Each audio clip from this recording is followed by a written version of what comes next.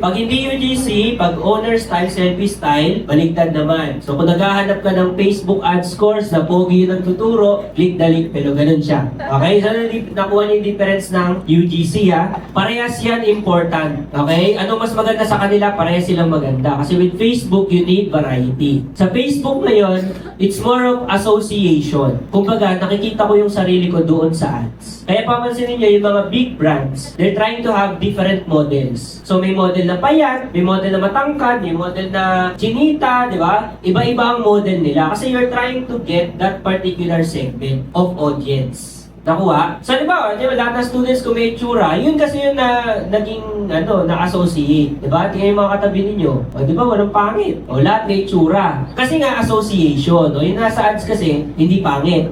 O, kaya yung mga nakuha audience, hindi rin pangit. Yun ang tinatawag na association. Sa FB ads, you need to have different varieties. Lalo na kung papasok kayo sa UGC. Kung papasok kayo sa UGC, iba-ibang models as much as possible. Hindi kailangan ng influencer. The problem kasi with influencer, I'm gonna argue na influencers are almost dead. We're in the era of authenticity. So kung sawa na tayo sa influencers na, "Hey guys, what's up?" So sawa na tayo doon. Dami nating nakitang ganun. Diba? We're in the era that authenticity matters more. Lalo na napapaligiran tayo with AI.